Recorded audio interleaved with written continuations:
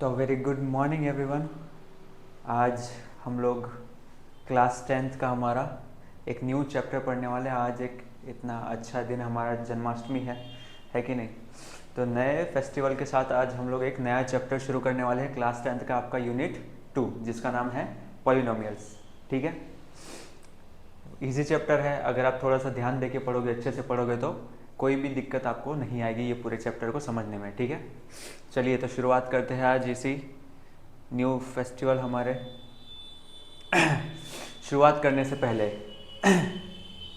जैसे कि आपको पता है कि अभी मेरी आदत है कि कोई भी क्लास चालू करने से पहले हमें कुछ चीज़ें पता होनी चाहिए जो डेली, मैं मानता हूँ कि हमें कोई ना कोई चीज़ डेली ऐसे सीखनी चाहिए जो हमें खुद में इम्प्रूवमेंट लाने में हेल्प करे या फिर लाइफ में आगे बढ़ने में हेल्प करे। ठीक है, तो इसीलिए हर क्लास के साथ मैं आपके साथ एक थॉट हमेशा शेयर करता हूँ। आपने देखा होगा, अगर आपने मेरी प्रीवियस वीडियोस देखी होगी तो ये कोट क्या कहना चाहता है कि if you want to something you never had, अगर आपको कुछ ऐसा चाहिए जो आपने इसके पहले कभी अचीव नहीं किया या हासिल नहीं किया है, तो उसके लिए आपको वैसी हैबिट्स या फिर कुछ ना कुछ नया चीज़ अपने लाइफ में इम्प्रूव करना पड़ेगा। ठीक है, अगर आपने अब तक वही चीज़ करते आ रहे हो और वही करते रहोगे तो अभी तक वही मिलेगा जो मिलते आ रहा है कि नहीं।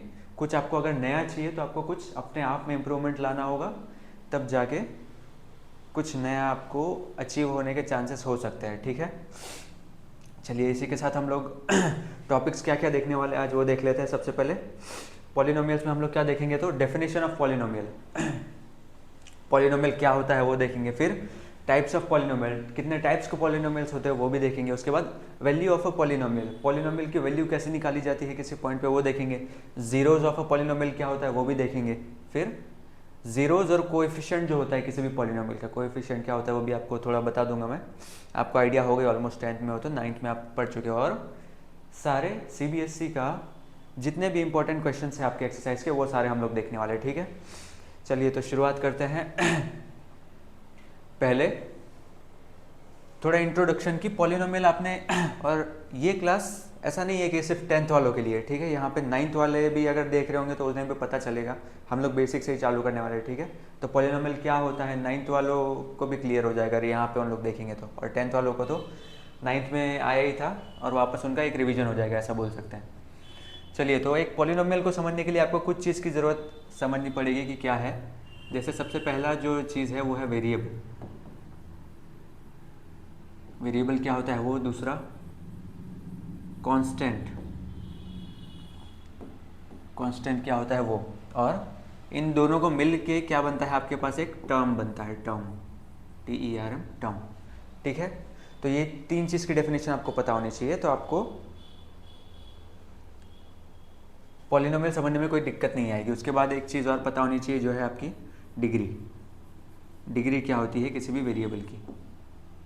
ठीक है, ये थोड़ा सा मोटा लग रहा है, इसको थोड़ा क्या कर लेते हैं हम लोग,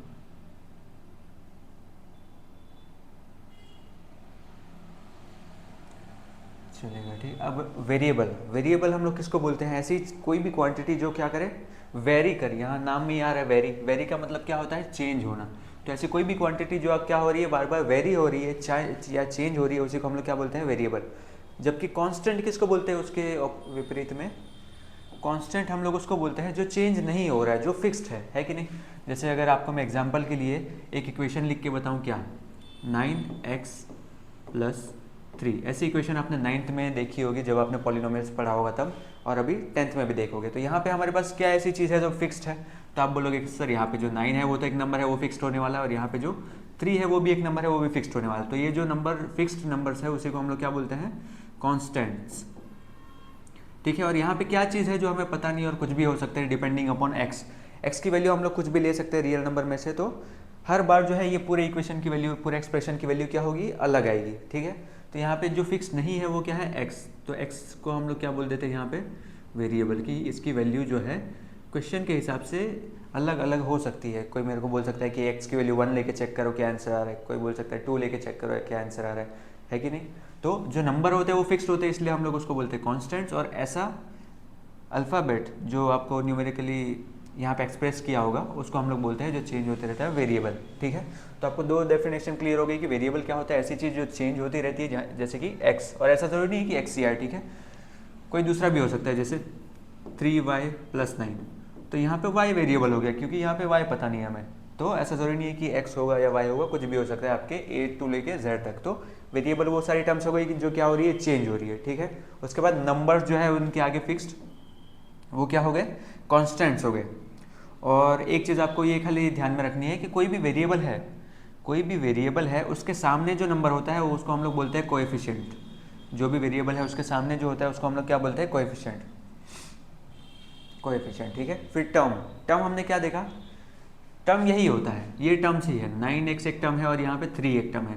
तो 9x जो है किसको मिलके बना है, 9 एक कांस्टेंट है और x जो है वो क्या है, एक वेरिएबल है। तो एक कांस्टेंट और एक वेरिएबल के मल्टीप्लिकेशन से हमको एक 9x का टर्म मिला है। ठीक है, उसी तरीके से यहाँ पे 3 जो है कांस्टेंट है।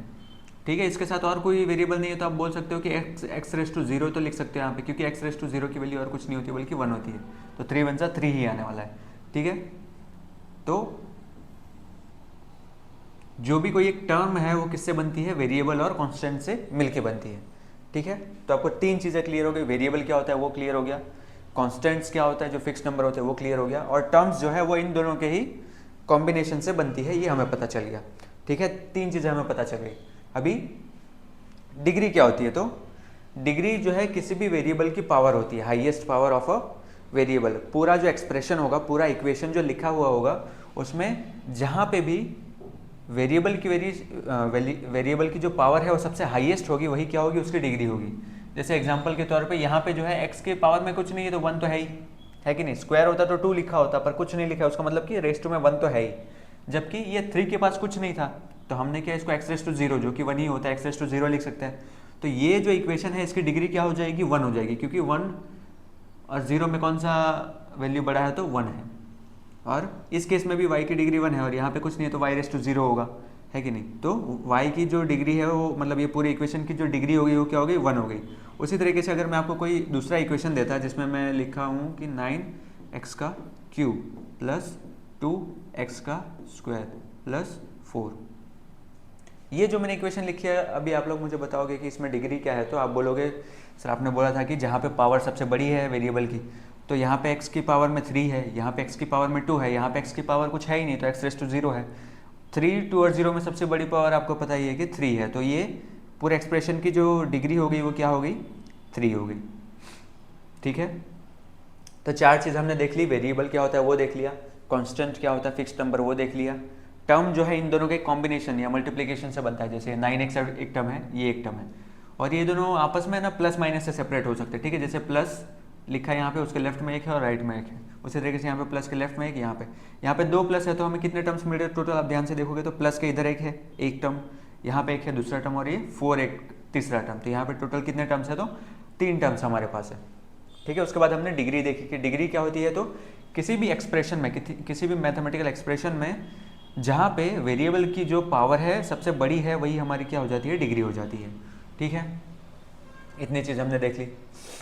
चलो इसके बाद वही चीज़ जो मैंने आपको बताई, पॉलिनोमियल जो है एक स्पेशल टाइप का एक्सप्रेशन है, मैथमेटिकल एक्सप्रेशन। किस टाइप का, इस टाइप का। देखो ये एक एग्जांपल मैंने दिया है, अभी जो चीज़ें हमने देखी वही यहाँ पे है, खाली पॉलिनोमियल होने के लिए क्या ज़रूरी है, तो आपको ये ध्यान में रखना है कि जो वेरिएबल है उसकी जो पावर है वो हमेशा होल नंबर ही रहेगी। ठीक है, वो हमेशा क्या रहेगी, होल नंबर्स आपने पढ़े होंगे, क्या होता है होल नंबर्स, 0 से लेकर 0, 1, 2, 3, 4, 5 अप टू ऐसी सारी। जबकि नेगेटिव पावर या ऐसा कोई नहीं हो सकता, रेशियो में नहीं हो सकता, फ्रैक्शन में नहीं हो सकता। ठीक है, x की पावर जो है 3/2 नहीं हो सकती, क्योंकि 3/2 क्या नहीं है, एक होल नंबर नहीं है। तो आप ये एग्जाम्पल में देख सकते हो, यहाँ पे x की पावर क्या है, 3 है, यहाँ पे x की पावर क्या है, 2 है, यहाँ पे x की पावर क्या है, कुछ नहीं है तो 1 है। 18 जो है कांस्टेंट है, तो इसके आगे x⁻0 हम लोग लगा सकते हैं। तो यहाँ पे ये एक पॉलिनोमियल है। क्यों पॉलिनोमियल है, तो इसलिए क्योंकि यहाँ पे जो एक वेरिएबल है x, उसकी जो पावर है वो क्या है, हमेशा सारे टर्म्स में जो x की पावर है वो एक होल नंबर है। ठीक है, 3 जो है यहाँ पे एक होल नंबर है, 2 जो है वो एक होल नंबर है, x की पावर 1 है वो होल नंबर है, और यहाँ पे x की पावर जो है 0 आएगी, वो भी क्या है, एक होल नंबर है। ठीक है, तो आप एक बार डेफिनेशन रीड कर लो, आपको पता चल जाएगा कि पॉलिनोमियल क्या होता है। Polynomial are mathematical expressions. ये एक मैथमेटिकल एक्सप्रेशन है, एक्सप्रेस करने का एक तरीका है मैथमेटिकली, जहाँ पे किससे बना होता है, वो वेरिएबल से। ये रहा वेरिएबल्स दिख रहे होंगे आपको, एक्स एक्स एक्स, जहाँ पे वो वेरिएबल्स है। एंड कॉन्स्टेंट्स, कॉन्स्टेंट्स हमने देखा कि नंबर से भी मिले होते हैं, जो वेरिएबल्स के आगे जो नंबर होते हैं वही कॉन्स्टेंट्स होते हैं, और उसी को हम लोग क्या बोलते हैं, कोएफिशिएंट्स बोलते हैं। ये देखो यहाँ पे मार्क करके दिया हुआ है कि ये सारे क्या है, कोएफिशिएंट्स हैं। उसी तरीके से एंड एक्सपोनेंट्स, एक्सपोनेंट्स मतलब कुछ नहीं, एक्स की जो पावर होती है, अभी हमने देखी कि एक्स की जो पावर होती है उसी को हम लोग एक्सपोनेंट्स बोलते हैं। तो कोई भी पॉलिनोमियल जो है तीन चीज़ से मिलकर बना होगा, क्या उसमें वेरिएबल होगा कहीं ना कहीं है एक्स, उसके बाद एक्स के आगे जो नंबर्स है उसी को कॉन्स्टेंट्स बोल देते हैं, कॉन्स्टेंट्स होंगे। उसके बाद एक्सपोनेंट्स की एक्स की कोई ना कोई डिग्री होगी, ठीक है। अब ये डिग्री और टर्म्स के बेस पे ना हम लोग पॉलिनोमियल्स को अलग अलग टाइप में डिवाइड कर सकते हैं। ये तो हमने पॉलिनोमियल की डेफिनेशन देख ली, ठीक है, कि पॉलिनोमियल क्या होता है। अभी इसके टाइप्स देखते हैं कि टाइप क्या क्या हो सकते हैं। सबसे पहले आप मेरे को यहाँ बताओ कि टर्म्स कितने हैं। टर्म्स हमने देखे कि प्लस और माइनस से जो सेपरेट होके अलग अलग टर्म्स बनते हैं वो हमारे टर्म्स होते हैं। तो माइनस के इधर एक टर्म ये हो गया, दूसरा टर्म ये हो गया, ये थर्ड टर्म हो गया और ये फोर्थ टर्म हो गया। तो इस पॉलिनोमियल एग्जांपल में हमारे पास कितने टर्म्स है, तो 4 टर्म्स है आप बोलोगे। और मैं आपको अगर पूछूं कि ये जो पॉलिनोमियल है उसकी डिग्री क्या है, तो आप बोलोगे सर आपने बताया था कि डिग्री तो क्या होती है कि जहाँ पे एक्स की सबसे बड़ी पावर हो। आप चेक करोगे सर यहाँ पे एक्स की पावर 3 है, यहाँ पे एक्स की पावर 2 है, यहाँ पे 1 है और यहाँ पे 0 है, कुछ नहीं, मतलब एक्स रेज़ टू 0 है। तो आप बोलोगे सर यहाँ पे 3 जो है सबसे बड़ी पावर है, तो आप डेफिनेटली बोल सकते हो कि हाँ इसकी डिग्री तो सर 3 है, आपने जो बताया उसके हिसाब से, है कि नहीं। चलिए फिर आपको पॉलिनोमियल का बेसिक डेफिनेशन क्लियर हो गया। आप types of polynomial based on दो चीज़, क्या डिग्री के बेस पे पॉलिनोमियल क्या क्या हो सकते हैं वो, और उसी तरीके से टर्म्स के बेस पे। डिग्री और टर्म्स हमने देखा उन दोनों के बीच में डिफरेंस क्या था वो, है कि नहीं। यहाँ पे एग्जाम्पल दिया है, देखो यहाँ पे एक नंबर लिया है 6 जो कि कांस्टेंट नंबर है। अब टर्म देखा जाए तो यहाँ पे एक ही टर्म है, प्लस के आगे कुछ है ही नहीं, ना प्लस है कुछ है, तो ये एक ही टर्म है। एक टर्म को हम लोग क्या बोलते हैं, टर्म्स के बेस पे उसको कैसे डिफाइन करते हैं, मोनोमियल। अगर एक ही टर्म होगा उसे आप कैसे डिफाइन करोगे, तो मोनोमियल। उसी तरीके से यहाँ पे x की पावर कुछ नहीं है तो डिग्री 0 है, डिग्री 0 है मतलब उसको हम लोग बोलते हैं कि ये कैसा पॉलिनोमियल है, कांस्टेंट पॉलिनोमियल। तो जहाँ पे एक कांस्टेंट नंबर दिया गया होगा, हमें पता है कि वहाँ पे x की डिग्री कितनी होने वाली है, 0 होने वाली है। तो जहाँ पे x की डिग्री 0 है तो वो जो नंबर होता है उससे हम लोग क्या बोलते हैं, कांस्टेंट पॉलिनोमियल, ठीक है। उसी तरीके से सेकंड एग्जांपल में देखोगे सर यहाँ पे तो एक प्लस है, प्लस के लेफ्ट में एक टर्म है और राइट में एक टर्म है, तो यहाँ पे टर्म्स कितने हो गए हमारे पास, 2 हो गए। तो आप क्या बोलोगे, सर ये तो बाइनोमियल है, क्योंकि यहाँ पे नंबर ऑफ टर्म्स कितने हैं, 2 है, 2 नंबर ऑफ टर्म है तो बाइनोमियल। अब यहाँ पे डिग्री सबसे बड़ी क्या है, तो यहाँ पे x की पावर 1 है, यहाँ पे 3 के पास कुछ नहीं है तो x की पावर 0 है। तो आप बोलोगे सर ये x की पावर 1 जो है बड़ी है, यहाँ पे 0 है और 1 है, तो 1 वाली बड़ी पावर, तो डिग्री जो है इसकी 1 हो गई। तो 1 हो गई तो उसको हम लोग बोलते हैं ये लीनियर पॉलिनोमियल है, ठीक है। 0 है, डिग्री 0 है तो कांस्टेंट पॉलिनोमियल, डिग्री 1 है तो लीनियर पॉलिनोमियल। टर्म एक ही है तो मोनोमियल, टर्म 2 है तो बाइनोमियल। उसी तरीके से अगर 3 टर्म है हमारे पास, यहाँ पे कितने टर्म्स हो गए, 3 टर्म, तो उसे बोलेंगे ट्राइनोमियल। 3 से ज़्यादा जहाँ पे भी हो गए ना उसके लिए कोई स्पेसिफिक वर्ड नहीं है, वही आपके यहाँ पे डिस्क्रिप्शन में लिखा होगा कि 3 से ज़्यादा टर्म हो जाता है तो उसको बोलने के लिए हमारे पास कोई एक स्पेसिफिक शब्द नहीं है, हम लोग उसको बोल देते हैं पॉलिनोमियल ऑफ 4 टर्म्स, कि वो पॉलिनोमियल है पर कितने टर्म का है, तो 4 टर्म का है।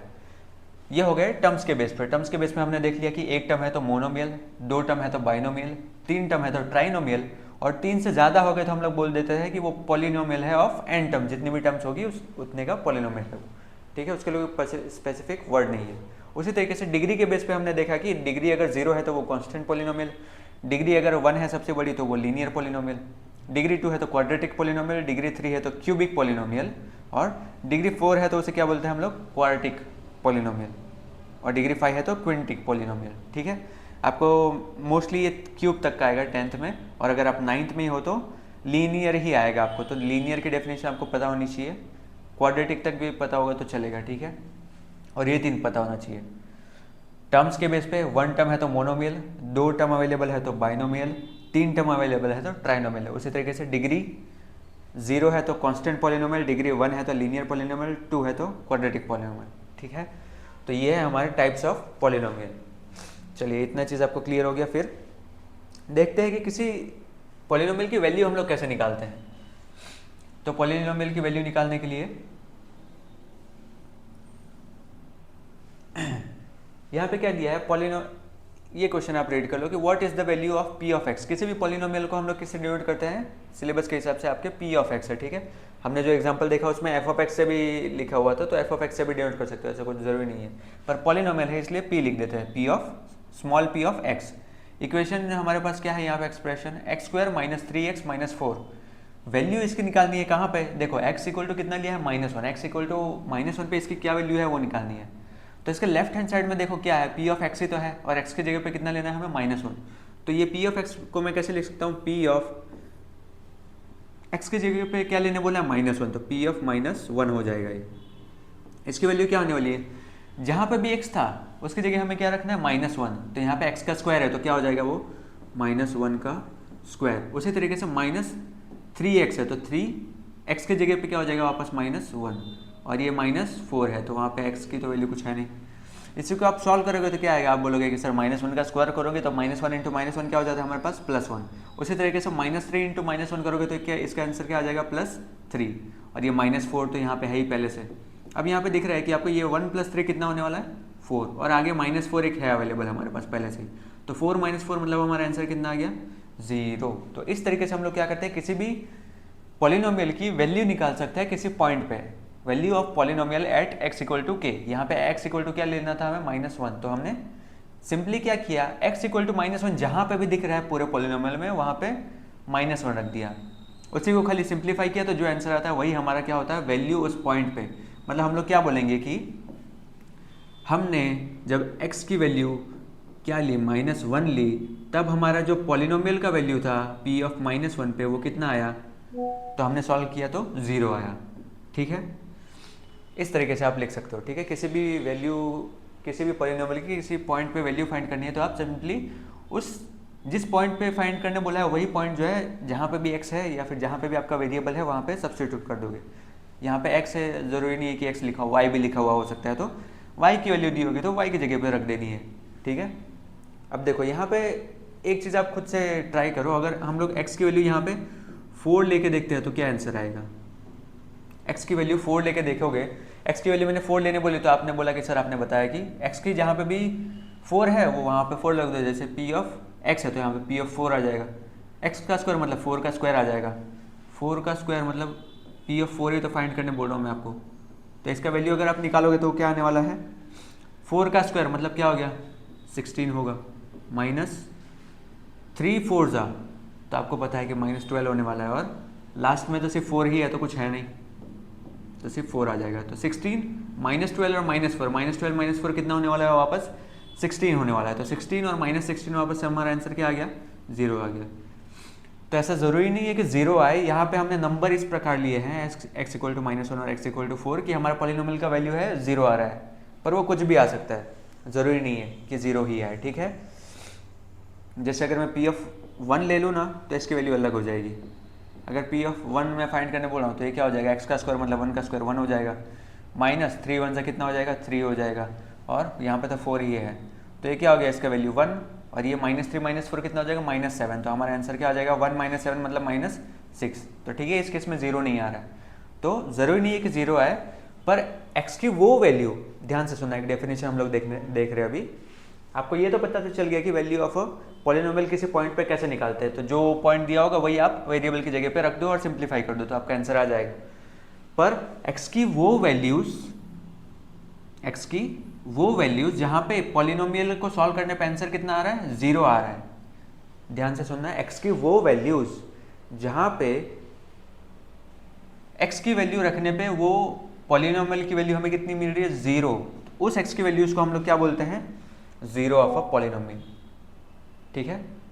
तो ध्यान से वापस, x की वो वैल्यूज जो पॉलिनोमियल में रखने पे हमें पॉलिनोमियल की वैल्यू क्या मिले 0 मिले, वैसी x की वैल्यूज को हम लोग बोलते हैं जीरोज ऑफ अ पॉलिनोमियल, ठीक है।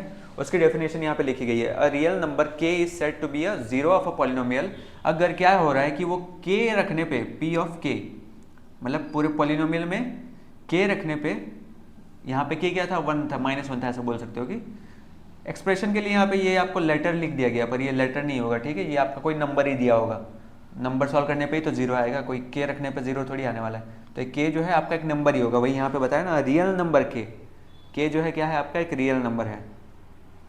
ठीक है, तो ये डेफिनेशन आपको क्लियर होनी चाहिए कि जीरोस क्या होता है, एक्स की वो वैल्यूज जहां पे पॉलिनोमियल की वैल्यू जो है वो क्या हो रही है, जीरो हो रही है, वैसे एक्स की वैल्यूज को हम लोग बोलते हैं जीरोज ऑफ अ पॉलिनोमियल। ठीक है, इतनी चीज़ आपको क्लियर हो गई। वैल्यू ऑफ अ पॉलिनोमियल हमने देख लिया किसी पॉइंट पे कैसे निकालते हैं। और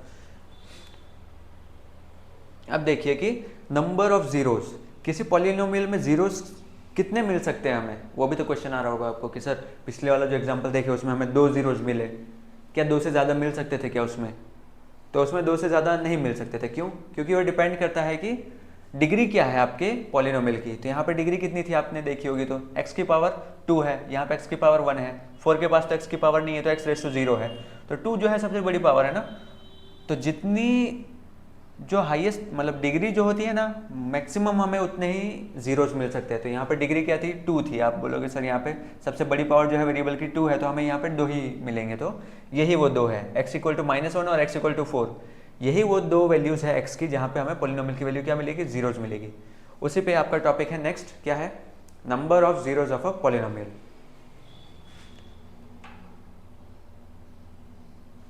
एक मिनट जरा मैं थोड़ा पानी पी लेता हूँ।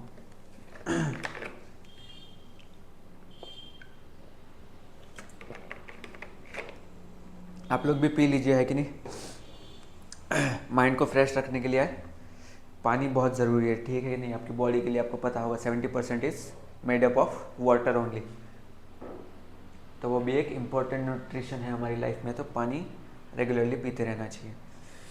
चलिए टॉपिक पे आते हुए कि number of zeros of a polynomial. Number of zeros अभी हमने देखा कि किस पे डिपेंड करता है, तो वेरिएबल जो पॉलिनोमियल है उसकी डिग्री क्या है। पहला वाला जो मैं पॉलिनोमियल ले रहा हूँ, आपको ये जो पहला ग्राफ दिख रहा होगा, वहाँ पे हमारा पॉलिनोमियल क्या है, y equal to A X plus B. तो अगर मैं आपको पूछूं कि इसकी डिग्री क्या है, तो आप बोलोगे सर यहाँ पे x तो एक ही है, b के पास x नहीं है, तो वहाँ पे x रेस टू 0 होगा, मतलब यहाँ पे x रेस टू 1 है, तो 1 ही इसकी सबसे बड़ी पावर है। 1 पावर है, तो आपने एक टाइम पे ये मुझे बता दिया कि इसके जीरोस कितने मिलने वाले हैं। ठीक है, तो इसके जहाँ पे लीनियर है, मैंने वही बताया आपकी प्रीवियस स्लाइड में आपको कि जितनी डिग्री होती है मैक्सिमम उतने जीरोस मिल सकते हैं। ठीक है, मैक्सिमम, वर्ड पे ध्यान देना, मैक्सिमम, ज़रूरी नहीं है कि उतने ही मिले, मैक्सिमम उतने मिल सकते हैं, वो चीज़ पे आपको ध्यान देना है। तो ये जहाँ पे 1 है, यहाँ पे x की, ये पहले वाले ग्राफ में तो हमारा वेरिएबल है a X plus B, degree है 1, तो आप बोलोगे सर यहाँ पे तो एक ही जीरो मिलेगा। ठीक है, उसी तरीके से सेकंड वाला ग्राफ देखोगे तो हमारा जो पॉलिनोमियल है उसमें डिग्री क्या है, 2 है, थर्ड वाले में कितना है, 3 है। तो अगर आपको कोई ये पूछता है कि नंबर ऑफ जीरोस कैसे मिलेगा, मतलब कितना मिलेगा किसी पॉलिनोमियल का, तो आप उनसे क्या पूछोगे कि मुझे डिग्री बता दो, मैं आपको जीरोस बता दूंगा, है कि नहीं। किसी ने बोल दिया कि हमारी जो डिग्री है वो है 2 है, अगर ये वाला एग्जांपल, तो आप बोल दोगे कि इस पॉलिनोमियल की आपको मैक्सिमम 2 जीरोस मिल सकते हैं, 2 मिल सकते हैं या 2 से कम मिल सकते हैं, उससे ज़्यादा नहीं मिल सकते। ठीक है, उसके बाद उसने बोल दिया कि हमारे पास जो पॉलिनोमियल है उसकी डिग्री 3 है, मतलब सबसे बड़ी पावर जो है उस पूरे टर्म, जितने भी टर्म्स है उसमें सबसे बड़ी पावर जो है x की 3 है, तो आप बोलोगे कि तो आपको मैक्सिमम 3 जीरोस मिलेंगे, उससे ज़्यादा नहीं मिलेंगे। ठीक है, अब जीरोस का जियोमेट्रिकल मीनिंग क्या होता है वो भी हम लोग इसी ग्राफ से समझ लेंगे। पहला चीज़ हमने क्या सीखा कि नंबर ऑफ जीरोस जो है किसी पॉलिनोमियल का कैसे बता सकते हैं, तो उसकी डिग्री देख के, अगर डिग्री 1 है तो एक ही जीरो मिलेगा, डिग्री 2 है तो मैक्सिमम 2 जीरोज मिलेंगे, और डिग्री 3 है तो मैक्सिमम 3 जीरोज मिल सकते हैं।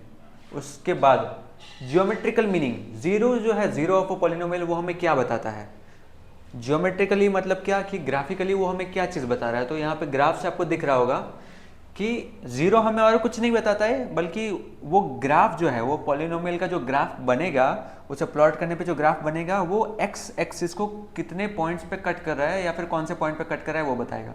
दो चीज़, ठीक है, कौन से पॉइंट पे कट कर रहा है वो भी बता देगा। जैसे इसके पिछले वाले केस में हमारा जीरोस क्या क्या आया था, x इक्वल टू -1 और x इक्वल टू 4, तो दो जीरोस थे, वो तो हमें कहाँ से पता चल गया कि डिग्री 2 है। जीरोस क्या क्या थे वो भी हमें पता चल गया कि -1 और 4, ये दो जीरोस आ गए। इसका मतलब क्या हुआ कि ये पॉलिनोमियल का जो ग्राफ होगा ना, वो एक्स एक्सिस को कहाँ कहाँ कट करने वाला है, एक तो x इक्वल टू -1 पे कट करेगा और एक x इक्वल टू 4 पे कट करेगा। और कितने पॉइंट हो गए, ये 2 पॉइंट पे जो है x एक्सिस को कट कर रहा है। ठीक है, तो ज्योमेट्रिकल मीनिंग ये होता है कि जीरो जो है एक्स एक्सिस पे कौन से पॉइंट पे और कितने पॉइंट पे कट कर रहा है वो आपको बताता है। डिग्री 1 है तो सिंपल सी बात है, एक ही पॉइंट पे कट करेगा। डिग्री 1 है मतलब एक ही जीरो मिलेगा, और एक ही जीरो मिलेगा तो एक ही पॉइंट पे कट करेगा। डिग्री 2 है तो कितने जीरोज मिलेंगे, मैक्सिमम 2 जीरोज, मैक्सिमम 2 जीरोज मिले, 2 जीरोज मिले तो वो कितने पॉइंट पे कट करेंगे एक्स एक्सिस को, दो पॉइंट पे। ये रहा अल्फा कॉमा जीरो लिया है और दूसरा बीटा कॉमा जीरो। और एक्स एक्सिस पे हमारी वाई की वैल्यू जो होगी वो हमेशा क्या होती है, जीरो होती है, इसलिए इस पॉइंट को अल्फा नाम ले लिया है और वाई की वैल्यू तो जीरो होती है तो जीरो, और ये इस पॉइंट को बीटा नाम ले लिया और वाई की वैल्यू एक्स एक्सिस पे जीरो होती है तो जीरो दिया है। उसी तरीके से अगर 3 डिग्री है तो एक्स एक्सिस पे कितने पॉइंट पे कट करेगा, तो 1, 2 और 3 पॉइंट पे कट कर रहा है। पहले को अल्फा ले लिया, दूसरे को बीटा ले लिया, तीसरे को क्या ले लिया, गामा ले लिया, और वाई की वैल्यू तीनों में क्या होगी, जीरो होगी। तो ये पेज पे से आपको क्या पता चला कि किसी भी पॉलिनोमियल में नंबर ऑफ जीरोस कितने हैं वो आपको पता चल जाएगा कि उसकी डिग्री देख के। 1 डिग्री है तो उसके जीरोस कितने मिलने वाले हैं, 1 ही मिलेगा। 2 डिग्री है तो आप बोलोगे कि सर उसमें मैक्सिमम 2 ही पॉइंट पे वो कट करेगा, या फिर 2 ही नंबर मिलेंगे जो इस इक्वेशन को जीरो बना सकते हैं। और जहाँ पे डिग्री 3 है वहाँ पे 3 वैल्यू, वेरिएबल की 3 वैल्यू ऐसी मिल सकती है जो इस पूरे इक्वेशन को जीरो कर देगी। और उसी का जियोमेट्रिकल मीनिंग क्या हो गया कि वही 3 जो है एक्स एक्सिस को कट करने वाले पॉइंट्स होंगे। ठीक है, यहाँ पे 2 चीज़ हमने देख ली, जियोमेट्रिकल मीनिंग और नंबर ऑफ जीरोस कितने मिलते हैं। अभी आपका एग्जाम्पल का सम बहुत ईजी है, क्या पूछा है, अगर आपको वो चीज़ क्लियर हो गई, जियोमेट्रिकल मीनिंग क्या था, जीरोज ऑफ पॉलिनोमियल का, कि वो एक्स एक्सिस को कितने पॉइंट पे कट कर रहा है। तो यहाँ पे आपको वही पूछा है कि look at the graph in 2.9 given below, each जो है एक पॉलिनोमियल का ग्राफ को रिप्रेजेंट कर रहा है। For each graph find the number of zeros find करने बोला है। सर अभी तो आपने बताया कि जीरोज कैसे फाइंड करते हैं ग्राफिकली, तो सर आपने बताया था कि एक्स एक्सिस पे जितने पॉइंट पे कट कर रहा है वही हमारे जीरोज हैं। तो आप बोलोगे सर फिर तो हमें डायरेक्ट दिख ही रहा है कि कितने जीरोज हैं। मैं आपको पूछूंगा सर पहले में कितने हैं, तो सर यहाँ पे तो ये एक्स एक्सिस को सिर्फ एक ही पॉइंट पे कट कर रहा है, ये वाले पॉइंट पे। तो आप बोल दोगे सर ये पहले वाले में तो 1 ही जीरो आएगा, एक ही जीरो मिलेगा, है कि नहीं, बिल्कुल सही, एक ही मिलेगा। दूसरे वाले में सर आप बोलोगे कि सर एक्स एक्सिस पे एक यहाँ पे भी कट कर रहा है और एक यहाँ पे भी कट कर रहा है, मतलब ग्राफ जो है एक्स एक्सिस को कितने पॉइंट पे कट कर रहा है, 2 पॉइंट पे, तो यही हमारा क्या हो गया, 2 जीरोज मिलेंगे हमें यहाँ पे। पॉइंट फाइंड करने नहीं बोला है, ठीक है, हमें खाली क्या बोला है कि नंबर ऑफ जीरोज बताइए कि ईच ग्राफ, अलग अलग ग्राफ में जो है नंबर ऑफ जीरोज हमें कितने मिलेंगे। फिर मैं बोलूँगा कि तीसरे वाले ग्राफ में बता दो कितने जीरोज हैं, तो आप बोलोगे सर बहुत सिंपल, एक्स एक्सिस पे कितने पॉइंट पे कट कर रहा है वो फाइंड करना है ना। ये रहा, एक यहाँ पे कट कर रहा है एक्स एक्सिस पे, एक पॉइंट यहाँ पे कर रहा है, एक पॉइंट यहाँ पे कर रहा है, सर 3 पॉइंट पे कर रहा है, तो इसमें नंबर ऑफ जीरोज कितने मिलने वाला है, 3 मिलने वाले, हो गया सॉल्व। चौथे वाले में सर यहाँ पे तो ये वाई एक्सिस को भी कट कर रहा है, यहाँ पे पर डेफिनेशन क्या थी हमारी, एक्स एक्सिस को जितने पॉइंट पे, वाई पे नहीं देखना है हमें, ठीक है, कंफ्यूज मत होना, खाली एक्स एक्सिस पे जितने पॉइंट पे कट हो रहा है वही हमारे क्या होंगे, जीरोस। तो एक्स एक्सिस पे सिर्फ एक ही पॉइंट पे कट कर रहा है कि नहीं, तो यहाँ पे इसका जीरो कितना हो गया, 1 हो गया। यहाँ पे जो है कितना पॉइंट पे कट कर रहा है, तो ये भी इसका टिप, इसको आप थोड़ा अच्छे से देखोगे तो ये जो पैराबोला बना है उसका जो टिप है वो खाली एक ही पॉइंट से पास होकर जा रहा है, एक ही पॉइंट से। तो ये भी जो है ना ग्राफ को खाली एक पॉइंट पे ही कट कर रहा है, तो आप बोलोगे कि इस पर भी कितना जीरो मिल रहा है हमें, तो एक ही नंबर ऑफ जीरोज है। उसी तरीके से लास्ट वाले में भी आप चेक करोगे, सर अभी बता देते हैं, ये रहा पहला पॉइंट यहाँ पे मिलेगा, दूसरा पॉइंट यहाँ कट कर रहा है, तीसरा यहाँ और चौथा यहाँ। सर ये 4 पॉइंट पे कट कर रहा है, तो क्या इसके 4 जीरो होंगे, अभी तक तो ऐसा कोई नहीं आया जिसमें 4 जीरो हो, आया नहीं पर हो सकता है कि नहीं। इसमें सिंपली हम लोग क्या बोल सकते हैं कि जो हमारा इक्वेशन है उसकी डिग्री क्या होगी, 4 होगी, तभी तो 4 जीरोज मिल सकते हैं, 4 या 4 से ज़्यादा हो सकती है, ठीक है। तो ये आपने बता दिया आपका एग्जाम्पल 1 में जो आपको फाइंड करना था कि नंबर ऑफ जीरोस कितना है, ठीक है, इजीली आपको समझ में आ गया होगा नंबर ऑफ जीरोस का ग्राफिकल रिप्रेजेंटेशन क्या है। तो यहाँ पे हमारा एग्जाम्पल 1 खत्म हुआ और अभी हम लोग आ रहे हैं आपके एक्सरसाइज पे 2.1। सर इसमें भी वही चीज़ करनी है क्या, हाँ वही करना है, देख लो क्या बोला है, find the number of zeros. Sir ये तो बहुत इजी है, फिर पहला एक्सरसाइज तो ऐसे ही हो गया हमारा सॉल्व, है कि नहीं, बिल्कुल हो गया। वापस थोड़ा पानी पी लेता हूँ, आप भी पी लीजिए, 1 आध मिनट ब्रेक।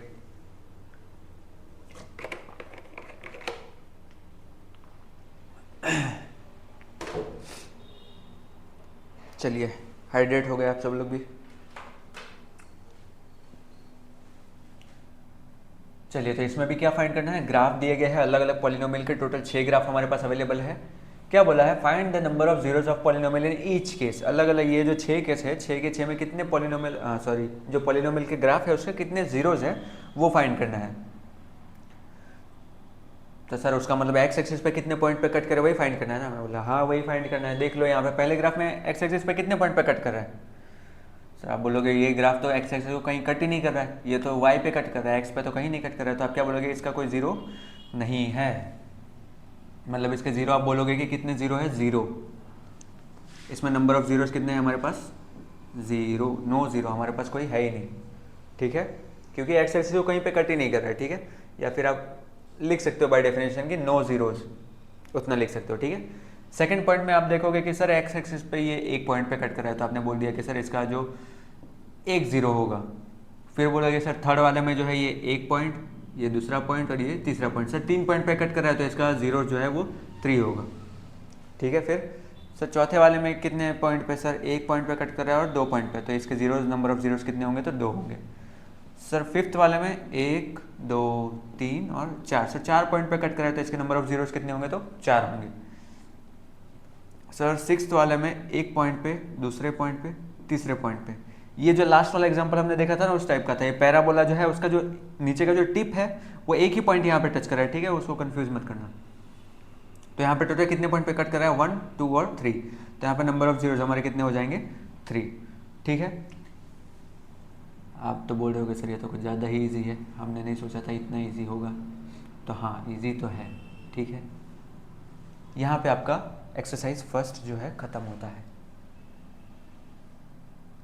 बस सर इतना ही था क्या, हाँ इतना ही था, है कि नहीं। चलो फिर अब हम लोग आते हैं नेक्स्ट टॉपिक पे, जो कि क्या है, रिलेशन बिटवीन आपका जीरोज एंड कोएफिशिएंट।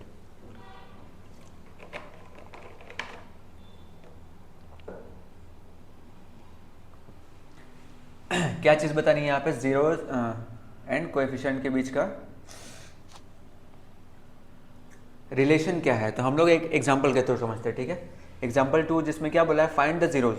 इसके पहले वाले में हमने देखा कि ग्राफ से जो है जीरोज कैसे निकालते हैं, जीरोज कितने हैं वो पता कर सकते हैं। अभी हम लोग क्या देखेंगे कि हमारे पास कोई इक्वेशन दी गई है तो उसका कितने जीरोज है, कितने जीरोज है वो तो हमें आइडिया आ जाएगा कि सर डिग्री तो 2 है इसकी, तो आपने बताया था कि अगर डिग्री 2 है तो उसके मैक्सिमम 2 जीरोज हो सकते हैं। चलो तो उतना तो हमें पता चल गया कि इसके मैक्सिमम 2 जीरोज हो सकते हैं। पर वो 2 जीरोज क्या क्या होंगे, तो आपने पढ़ा होगा मिडल टर्म स्प्लिटिंग, है कि नहीं। तो फैक्टराइजेशन से इसको सिंपली सॉल्व कर लेंगे। फिर हम लोग देखते हैं कि इसमें रिलेशन कुछ बन रहा है कि नहीं। चलिए इक्वेशन क्या है हमारे पास, x square plus 7x plus 10। तो हमने क्या देखा कि यहाँ पे एक्स स्क्वायर के आगे जो कोएफिशिएंट क्या है, 1 है, 1 मैंने लिख लिया। फिर जो सी वाला मैंने आपको इसका जनरल फॉर्म अगर आप देखोगे तो ये क्वाड्रेटिक इक्वेशन है कि नहीं। क्वाड्रेटिक इक्वेशन को सॉल्व करते हैं तो उसका जनरल इक्वेशन क्या होता है, a x square plus b x plus c, ये उसका जनरल फॉर्म होता है। ठीक है, तो किसी भी क्वाड्रेटिक इक्वेशन को सॉल्व करते टाइम हम लोग क्या करते हैं, उसको मिडिल टर्म स्प्लिटिंग से सॉल्व करते हैं बेसिकली। तो मिडिल टर्म स्प्लिटिंग से हमें क्या करना है ना, ए और सी को आप मल्टीप्लाई करो। जो नंबर आता है ना, जैसे यहाँ पे ए, एक्स स्क्वायर के आगे कोई नंबर नहीं है तो मतलब 1 हो गया ए, और सी की जगह पे क्या दिया है, यहाँ पे 10 दिया है, तो 1 10 से कितना हो गया हमारे पास, 10।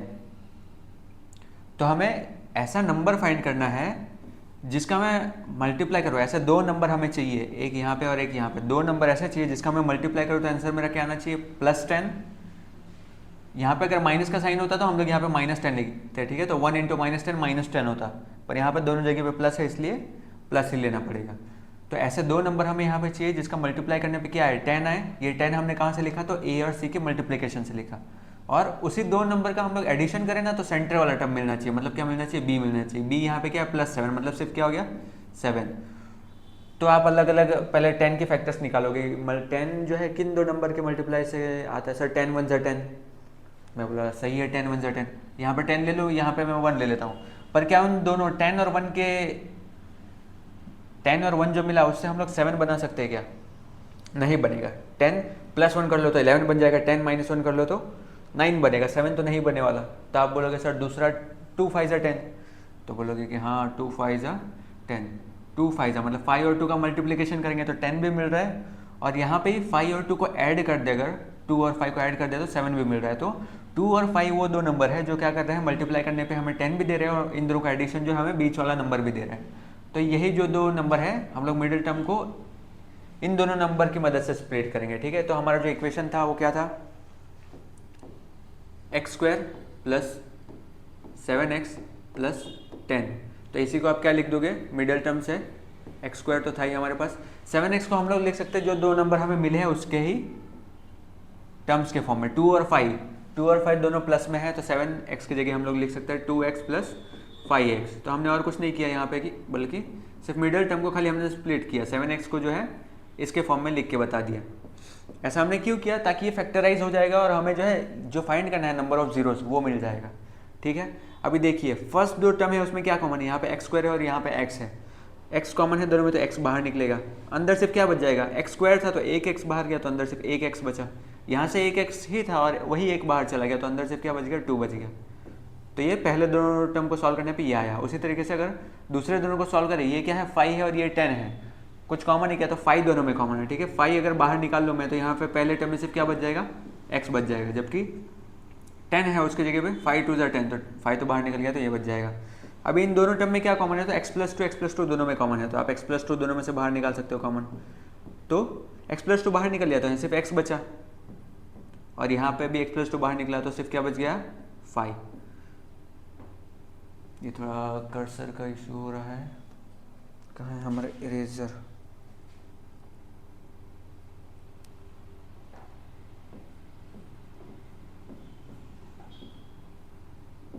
x+2 और x+5 जो है हमें दो नंबर मिल गए। तो इसका फैक्टर्स जो है और कुछ नहीं होता है, यही इसके फैक्टर्स होते हैं। इसको जो हमारा इक्वेशन है ना, इसी को हम लोग इक्वल टू 0 लेके सॉल्व करते हैं ना, तो जो आंसर आता है वही हमारे जीरोज होते हैं। इसको हम लोग खाली अब वो ऐड कर देना कि इसमें सब में क्या करेंगे, इक्वल टू 0 लेके सॉल्व करेंगे।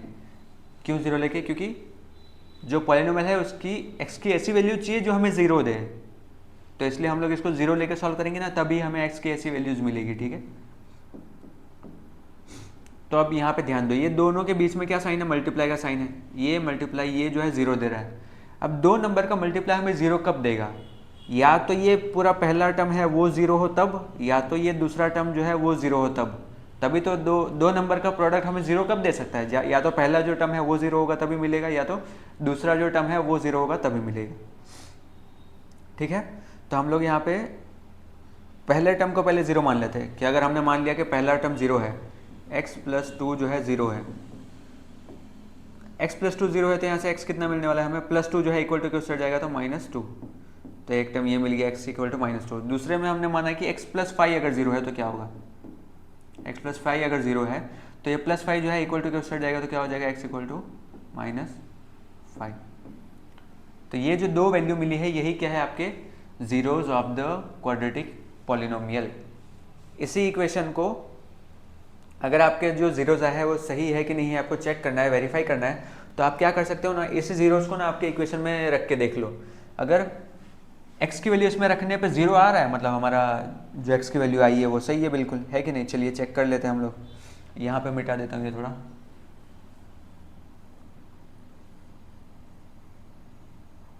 ठीक है। तो मिडिल टर्म स्प्लिटिंग आपको पता होना चाहिए कि मिडिल टर्म स्प्लिटिंग हम लोग कैसे निकालते हैं। पहले तो एक्स स्क्वायर के आगे जो कोएफिशिएंट है और लास्ट वाला c वाला जो कोएफिशिएंट है उनका मल्टीप्लाई करने पे जो नंबर आएगा और सेंटर वाला जो नंबर है उन दोनों की हेल्प से हम लोग निकालते हैं। चलिए x इक्वल टू -1 आया ना, x इक्वल टू -2 आया, -2 इसमें रख के देख लो कि पॉलिनोमियल ऑफ x जो है हमें क्वेश्चन में क्या दिया है, x² + 7x + 10। अगर ये 0 हमने निकाले वो सही है, हालांकि ये सही ही है पर मैं आपको खाली वेरीफाई करके बता रहा हूँ। क्वेश्चन में जो है वो भी बोला है, हाँ वेरीफाई द रिलेशनशिप बोला है।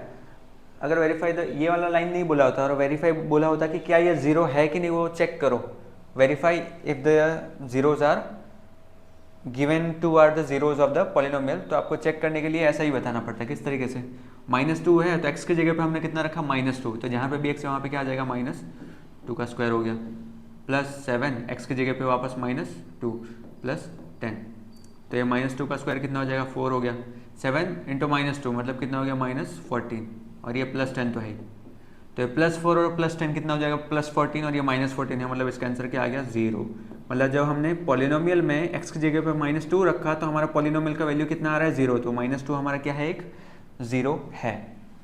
उसी तरीके से क्या है, x = -5, चलिए -5 पे -5, हाँ -5 है, तो -5 पे भी चेक करोगे तो आप बोलोगे सर ये x का स्क्वायर है, मतलब -5 का स्क्वायर, तो ये प्लस हो जाएगा 25, और +7x है तो 7 × -5, तो आप बोलोगे 7 5 सर 35 होगा, और लास्ट में +10 तो है ही, तो बोलोगे सर आप ये +25 और ये +10 तो 35 होगा, +35 और बीच में -35 है, तो इसका भी आंसर कितना आ गया 0। इससे हमें क्या पता चला कि पॉलिनोमियल में जब हमने x की जगह -5 रखा तब भी हमें आंसर कितना मिल रहा है 0। तो यहाँ से हम लोग को क्या पता चला कि ये जो इक्वेशन होगा उसकी डिग्री से हमने इतना तो पता लगा लिया था कि 2 जीरोस मिलेंगे, मैक्सिमम 2 जीरोस मिल सकते हैं, और मिडिल टर्म स्प्लिटिंग से हमने वो 2 जीरोस क्या क्या है वो भी पता लगा लिए। ठीक है, चलिए इतना चीज़ अगर आपको क्लियर है, ये यहाँ पे मैंने खाली आपको एक्सप्लेन करने के लिए बताया कि ये 2 जीरोस क्यों है। जीरोस मिल गया तो उसको वेरीफाई करने के लिए आप इस तरीके से चेक कर सकते हो, जो वैल्यू आई है उसी को, जो इक्वेशन है पॉलिनोमियल है उसमें रख के देख लो, अगर 0 आ रहा है आपका वैल्यू मतलब आपका आंसर सही है। ठीक है, पर यहाँ पे हमें पूछी दूसरी चीज़ थी, तो वो अभी हम लोग देखते हैं कि relation between zeros and coefficients क्या है।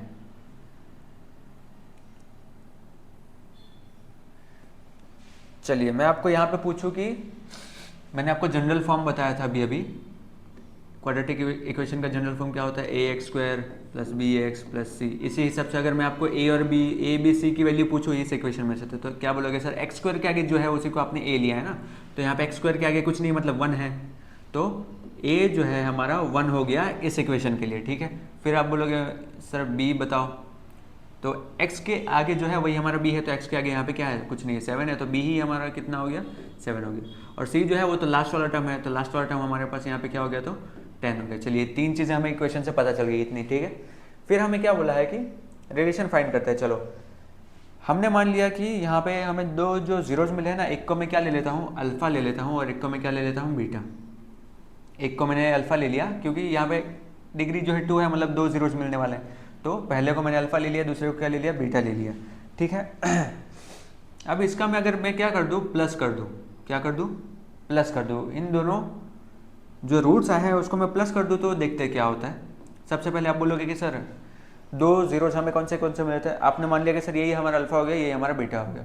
अल्फा की वैल्यू अगर मैंने ले ली कि -2 है, तो अल्फा की वैल्यू -2 हो गई, बीच में साइन है प्लस का, और बीटा की जगह हम दूसरी वैल्यू रखेंगे, क्या है, -5 है, तो -5 हो गई।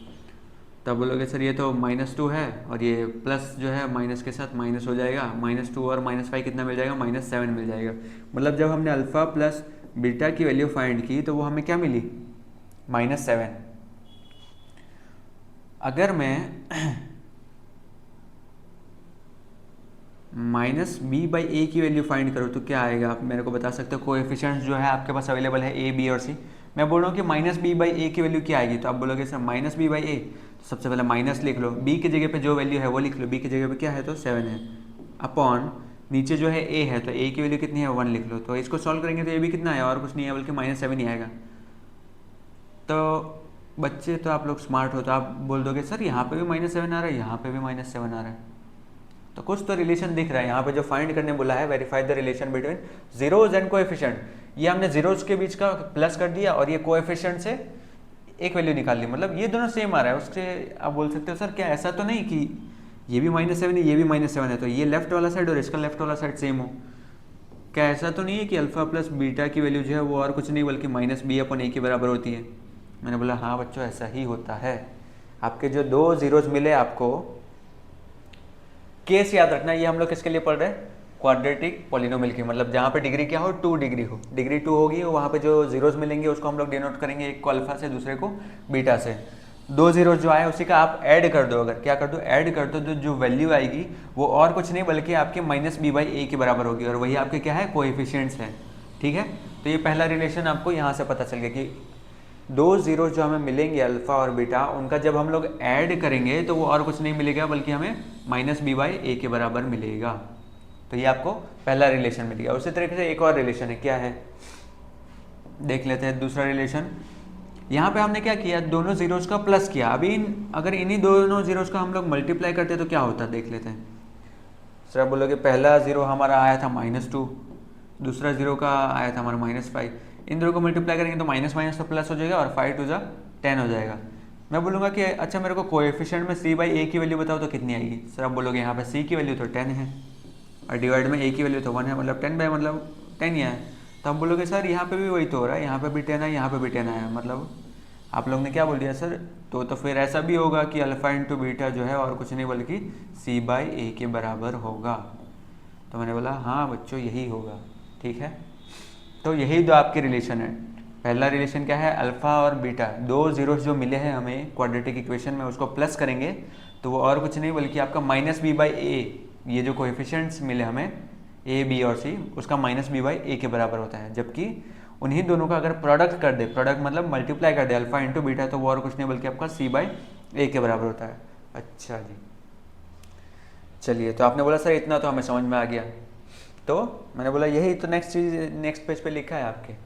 तो नेक्स्ट पेज पे जो हमने देखा अभी वही लिखा है, क्या, सम एंड प्रोडक्ट ऑफ जीरोस किसी क्वाड्रेटिक इक्वेशन के लिए। ठीक है, अच्छे से एक बार लिख लो। यही चीज़ आपके आगे भी काम आएगी, ठीक है। 11th-12th में भी क्वाड्रेटिक इक्वेशन से रिलेटेड सम्स होंगे आपके, किसी भी जनरल इक्वेशन में जहाँ पे क्वाड्रेटिक इक्वेशन में x² का कोएफिशिएंट a है, x का b है और लास्ट वाला कांस्टेंट जो है c है। तो sum of roots alpha plus beta करेंगे तो और कुछ नहीं बल्कि -b/a होगा, वही अभी हमने देखा। और प्रोडक्ट ऑफ रूट्स मतलब अल्फा इंटू बीटा जो कि और कुछ नहीं बल्कि आपके c/a के बराबर होगा, ठीक है।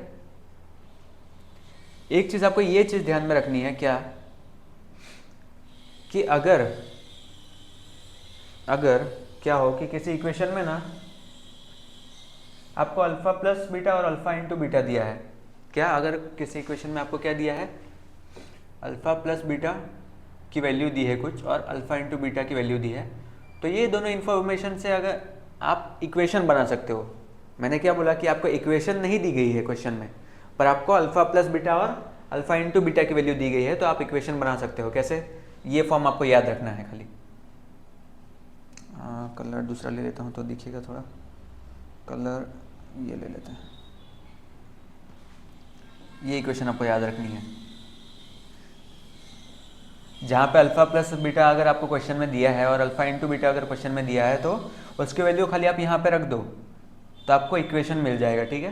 कि वो जो अल्फा प्लस बीटा और अल्फा इंटू बीटा है, वो जिस इक्वेशन के रूट्स होंगे ना, ये अल्फा और बीटा, वो इक्वेशन आपको मिल जाएगी। ऐसा सब हम लोग आगे देखेंगे, आपको खाली अभी के लिए याद रखना है, ठीक है। तो यहाँ पे हमने दो चीज़ देख ली, आपको आई होप क्लियर हो गया होगा। फिर आगे देखते हैं हम लोग।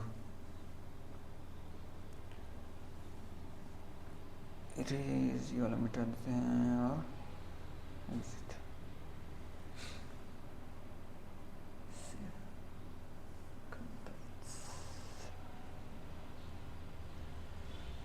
चलिए, इसमें क्या बोला है, वही चीज़ अभी हमने जो देखा, मैंने आपको बोला था फाइंड अ क्वाड्रेटिक पॉलिनोमियल। यहाँ पे पॉलिनोमियल फाइंड करना है जहाँ पे सम एंड प्रोडक्ट ऑफ जीरोस दिया है, ये है। चलिए, तो सर आपने बताया था उस हिसाब से निकाल लेते हैं। तो सर यहाँ पे सम ऑफ जीरोस पहला जो लिखा होगा वो पहला वाला होगा, ठीक है। जो सम बोला है अगर, तो वो -3 है। बाद में क्या बोला है, प्रोडक्ट ऑफ जीरोस बोला है, तो ये वाला प्रोडक्ट होगा। मतलब आपने क्या देख लिया कि सम ऑफ जीरोस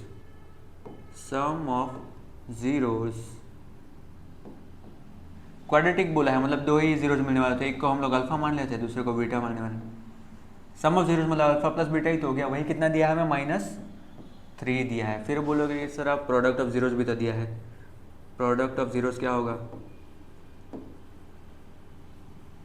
सर, प्रोडक्ट मतलब तो मल्टीप्लाई होता है ना। हाँ बच्चे, मल्टीप्लाई होता है। मल्टीप्लाई कितना दिया है दोनों का, 2 दिया है। यहाँ से क्या निकालने बोला आपको, इक्वेशन निकालने बोला। तो आपकी इक्वेशन और कुछ नहीं होगी, अभी जो पीछे लिखा था वही फॉर्म पहले लिख दो। के बाहर, के जो है वेयर के is a real number constant, के इज एनी रियल नंबर, ठीक है। वो खाली आपको ध्यान में रखना है। हमारा इक्वेशन था x² minus alpha plus beta into x plus alpha into beta. Sir यहाँ से इक्वेशन कैसे मिलेगा हमें, मेरे बोलो बच्चे, जो वैल्यू दी गई है वो रख दीजिए खाली, x² जैसा है वैसा। अल्फ़ा प्लस बीटा दिया है क्या, हाँ सर दिया है। कितना दिया है, -3 दिया है, तो -3 रख दो। बाहर x तो है ही पहले से, प्लस अल्फ़ा इंटू बीटा दिया है क्या, कितना दिया है 2 दिया है, तो 2 रख दो, बस इसी को सिंप्लीफाई कर लो, यही आपका क्या हो गया क्वाड्रेटिक इक्वेशन। माइनस माइनस क्या हो जाएगा +3x और ये +2, तो यही आपका क्वाड्रेटिक इक्वेशन हो गया। ठीक है, जो फाइंड करने वाला था, find a quadratic polynomial, sum of zeros दिया था, अल्फा प्लस बीटा दिया था, अल्फा प्लस बीटा की जगह पर -3 रख दिया, अल्फा इंटू बीटा दिया था तो अल्फा इंटू बीटा जहाँ पे उसके लिए ये रख दिया। तो आपको खाली ये फॉर्मूला पता होना चाहिए तो आपको इक्वेशन मिल जाएगी। ठीक है,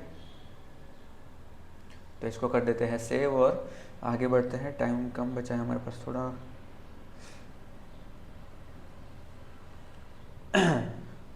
वो थी 2, हमने जो अभी देखा था वो 2 पॉलिनोमियल, मतलब 2 जीरोस के लिए था। मतलब हमारा पॉलिनोमियल अगर क्वाड्रेटिक हो तो, अगर क्यूबिक हो गए तो कितना जीरो मिलेगा सर, क्यूबिक होगा तो डिग्री 3 होगा तो 3 जीरोज मिलेंगे।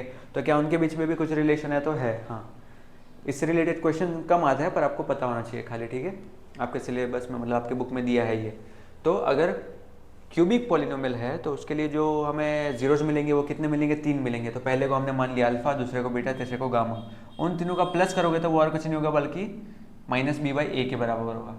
किसी भी क्यूबिक पॉलिनोमियल में आपका जो जनरल इक्वेशन होगा वो किस टाइप का होगा, क्यूबिक है तो सिंपल सी बात है, क्यूब तो होगा ही उसमें। तो मान लो कि पहला जो है ax क्यूब है, दूसरा वाला टर्म क्या होने वाला है, स्क्वायर वाला होने वाला है, तीसरा वाला क्या होने वाला है, तो सिर्फ x वाला होने वाला है, और चौथा जो है वो d वाला होने वाला है।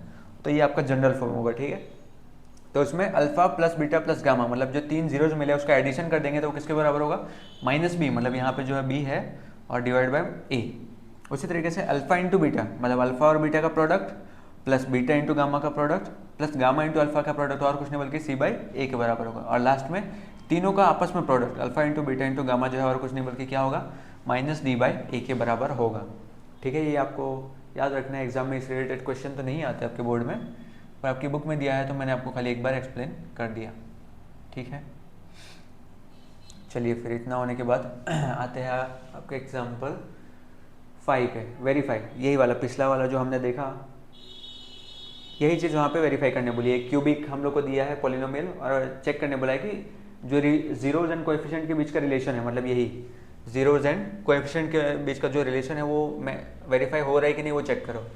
तो सबसे पहले मैं -3 का लेके आपको एग्जांपल बताऊंगा, आपको आगे ये दोनों जो है इसमें रख के देख लेना है। ठीक है, चलिए तो सॉल्व करने के लिए मैं फटाफट पेन ले लेता हूँ, इंक। सबसे पहले मैं -1/3 रख के देखता हूँ कि इसमें क्या है, -1/3 जो है इस पॉलिनोमियल का जीरो है कि नहीं है। अगर जीरो है तो -1/3 को मैं जहाँ पे भी x की जगह पे रखूँ तो वो आंसर आना चाहिए। तो p ऑफ x की जगह पे कितना रखना है मुझे, -1/3। क्या हो जाएगा, 3 तो है यहाँ पे x का क्यूब है, मतलब -1/3 का क्यूब हो गया,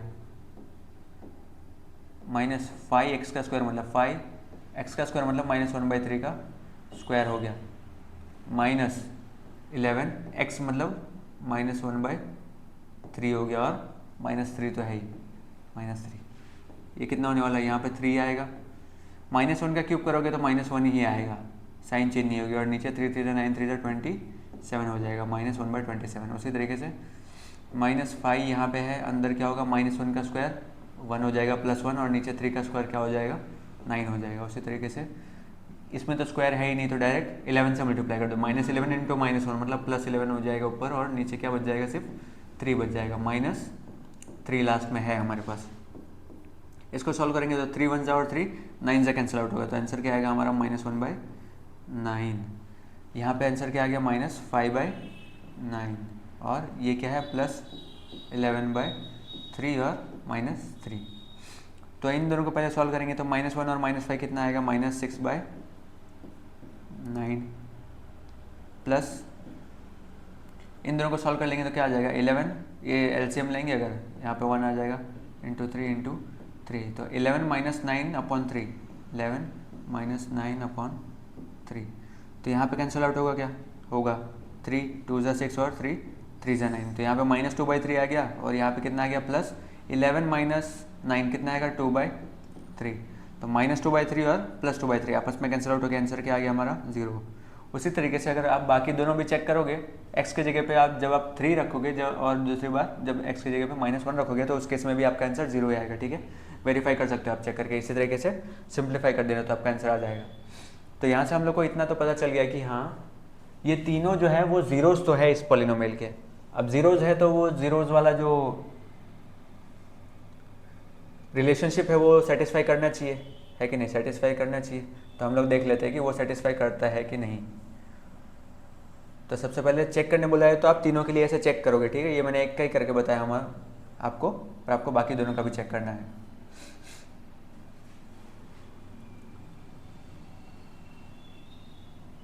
चलिए अब रिलेशनशिप चेक करते हैं।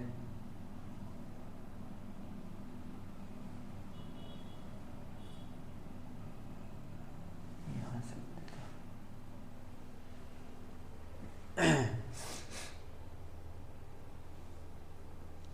तो रिलेशनशिप कैसे चेक करते हैं, alpha plus beta plus gamma जो है, अल्फ़ा 3 0 है ना, तो alpha plus beta plus gamma जो है वो किसके बराबर आना चाहिए, तो क्या था आपका माइनस बी बाई ए के।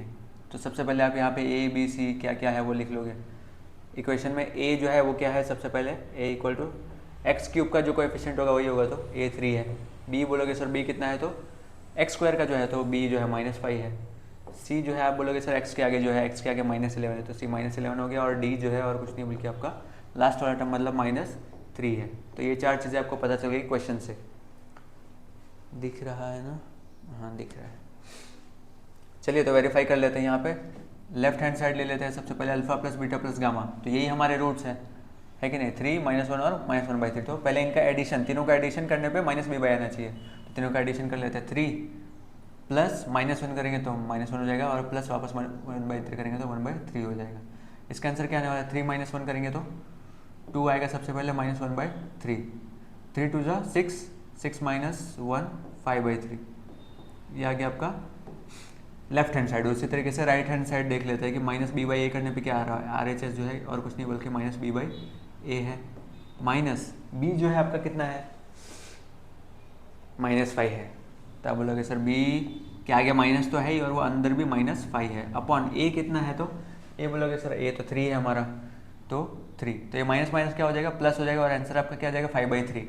तो हमने LHS देखा वो भी 5/3 है, और RHS मतलब alpha plus beta plus gamma भी निकाला तो वो 5/3 आया, और -b/a निकाला तो वो भी कितना आया, 5/3 आया। तो आप क्या बोलोगे कि पहला रिलेशन जो है वो सेटिस्फाई कर रहा है, वही बोला है ना, verify the relation between the zeros.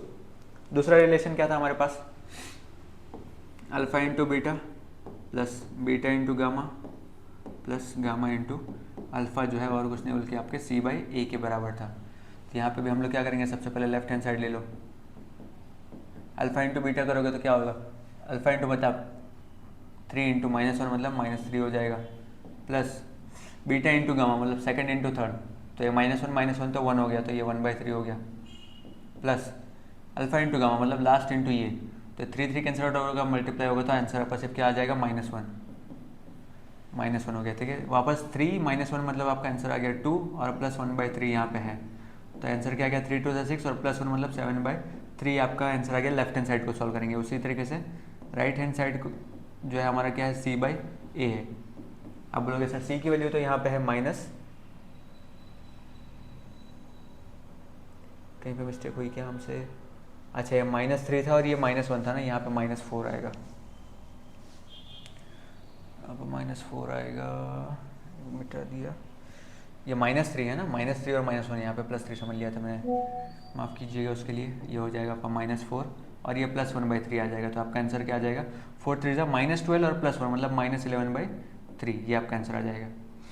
RHS check करोगे तो वो आपका क्या है, c/a, c आपका कितना आ रहा है, -11 अपॉन a जो है आपका 3 है, तो ये भी 11/3 आया, मतलब ये लेफ्ट हैंड साइड को सॉल्व किया, alpha into beta plus beta into gamma, और ये और वो जो है RHS को भी सॉल्व किया था -1, तो ये दोनों जो है आपस में सेम आ रहे हैं, ठीक है। उस तरीके से आप तीसरा भी चेक करोगे ना तो सेम ही आएगा, alpha into beta into gamma find कर लो, और वो और कुछ नहीं बल्कि आपके -d/a के बराबर है आएगा, ठीक है। तो ये मैं आपके लिए रखता हूँ सॉल्व करने के लिए, आप सॉल्व कर लेना, ये वाला खुद से हो जाएगा, ईजी ही है। चलिए यहाँ पे हम लोग सेव करते हैं इसको, कंप्लीट एंड सॉरी। अभी आता है आपका एक्सरसाइज 2.2, आखिरी एक्सरसाइज, तो फटाफट सॉल्व करेंगे। क्या बोला है, इसका क्या फाइंड करना है, क्वाड्रेटिक पॉलिनोमियल दिया गया है उसका पहले जीरोस फाइंड करना है, जीरोस मिल गया तो फिर वेरीफाई द रिलेशनशिप, क्वाड्रेटिक है, क्वाड्रेटिक इक्वेशन आपको दिया गया है तो पहले आप जीरोस निकाल लो और उसके बाद जो हमने अभी रिलेशन देखा अल्फा प्लस बीटा जो है वो हमारा माइनस बी बाई ए के बराबर होता है, alpha into beta c by a के बराबर, वही आपको यहाँ पे बताना है। तो इसको फटाफट से सॉल्व कर लेते हैं। पहला मिडिल टर्म स्प्लिटिंग से वापस सॉल्व करेंगे तो आप बोलोगे कि यहाँ सर मिडिल टर्म स्प्लिटिंग में आपने बताया कि यहाँ पे 4 है और यहाँ पे 1 है, मतलब कैसा होगा, 4 1 जा 4 हो जाएगा। दो नंबर ऐसे ढूंढने हैं जिसका मल्टीप्लाई करने पे 4 आए और एडिशन करने पे कितना आना चाहिए, सेंटर में क्या है हमारे पास -4 आना चाहिए। तो आप बोलोगे सर 2 × 2 करने पे 4 आ जाएगा, मतलब हाँ 4 तो आ जाएगा, पर क्या इन दोनों का एडिशन करने पे -4 आएगा क्या, नहीं आएगा। -4 कैसे आएगा, जब इन दोनों की साइड में क्या कर दूँ, माइनस कर दूँ।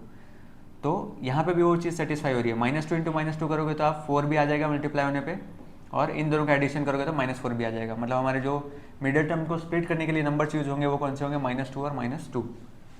ठीक है, उतना पता चल गया तो आपका इक्वेशन इजीली सॉल्व हो जाएगा। सबसे पहले इसी को हम लोग जीरोस फाइंड करना है तो क्या करेंगे, 0 के बराबर ले लेंगे, +1 = 0। फिर मिडिल टर्म स्प्लिटिंग से हमने देखा कि 4s² -4s को हम लोग कैसे लिख सकते हैं, -2s +1 = 0। तो -4 को हमने कैसे लिख दिया, -2s। अभी पहले दोनों में से क्या कॉमन है, 2s कॉमन है, 2s कॉमन है तो अंदर क्या बच जाएगा, 2s -1। सेकंड में कुछ कॉमन नहीं है तो -1 कॉमन है, तो यहाँ पे भी 2s -1। दोनों में से कुछ कॉमन दिख रहा है तो 2s -1 आपका दोनों में कॉमन है, अंदर 2s -1 ही बचेगा। तो दो नंबर का मल्टीप्लिकेशन 0 है, उसका मतलब क्या, या तो ये पहला टर्म 0 होगा या तो ये दूसरा टर्म 0 होगा। पर आप ध्यान से देखोगे तो ये दोनों टर्म सेम ही है, तो आप किसी एक को 0 लेके सॉल्व कर लो, वही आपका दोनों का आंसर होगा। 2s -1 को हमने 0 ले लिया, -1 उधर गया तो हमारा +1 हो जाएगा। s जो है हमारा कितना मिल जाएगा, 1/2। तो यहाँ पे आपको दो सॉल्यूशन मिले पर वो दोनों क्या है, 1/2। फिर आपको वेरीफाई करने बोला है तो एक को अल्फा ले लो और दूसरे को बीटा ले लो।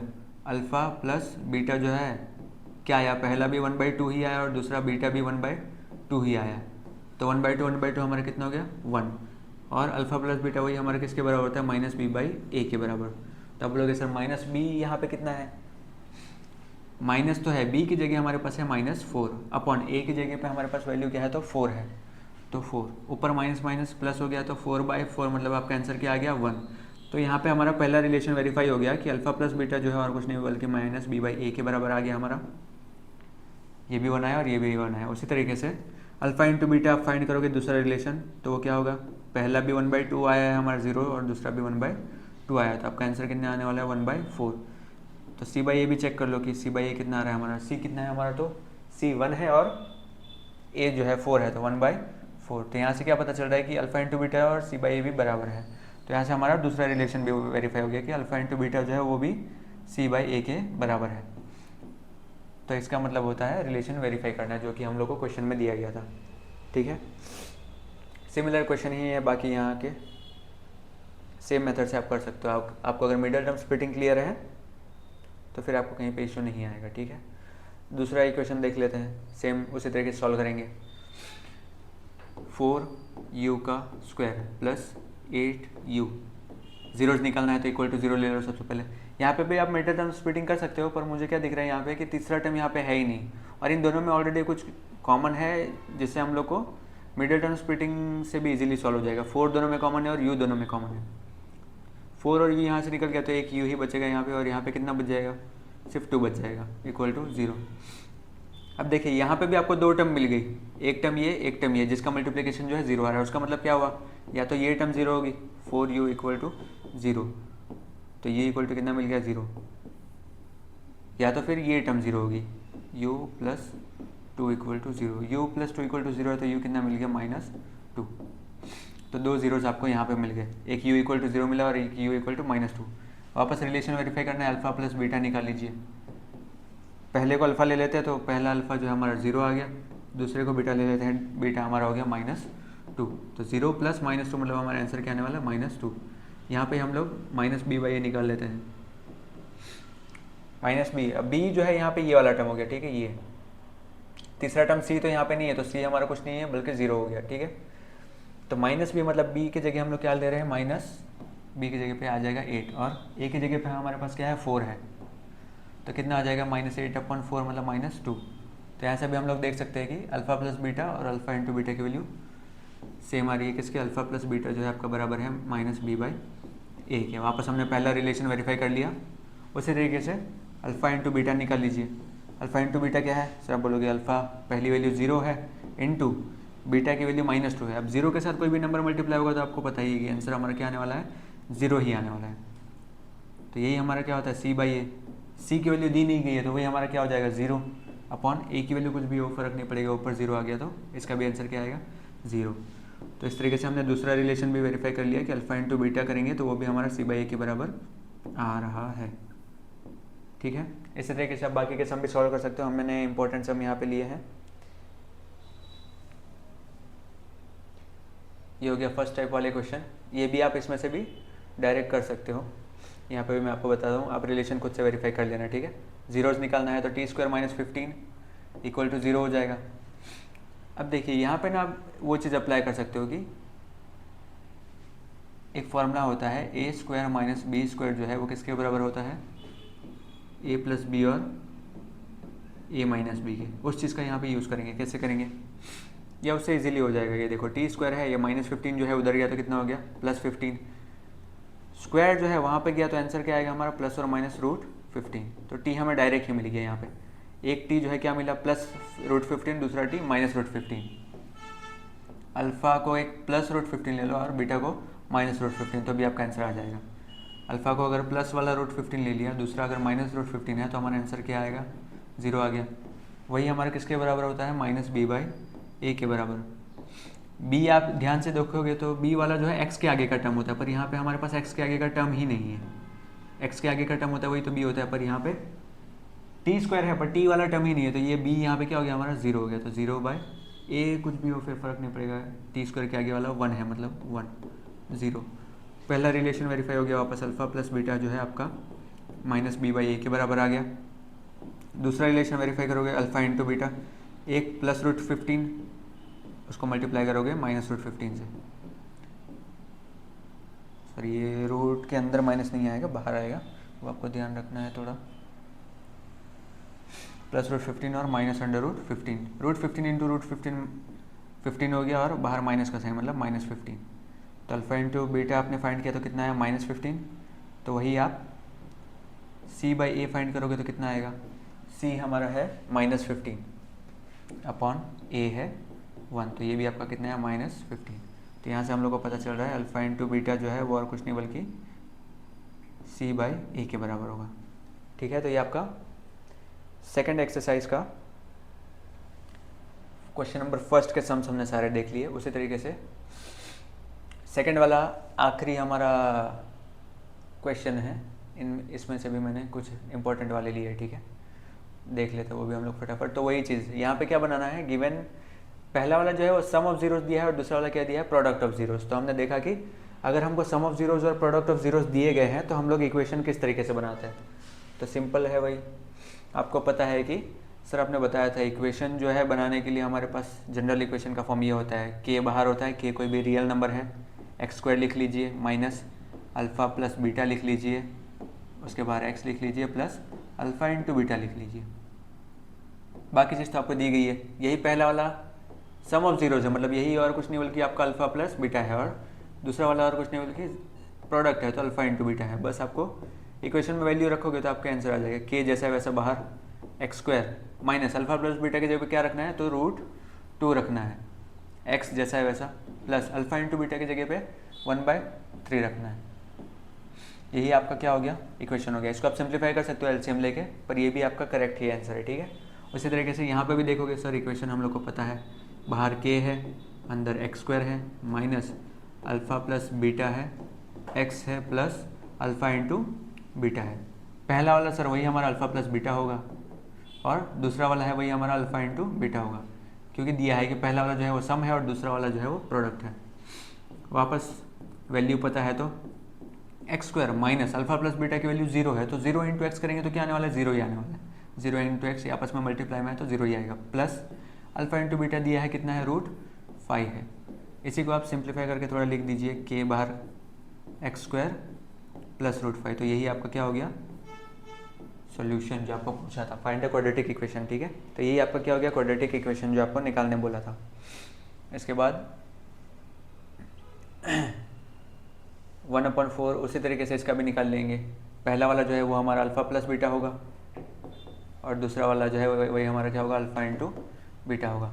इक्वेशन आपको पता है निकालने के लिए क्या है, बाहर के आएगा x² minus alpha plus beta x plus alpha into beta.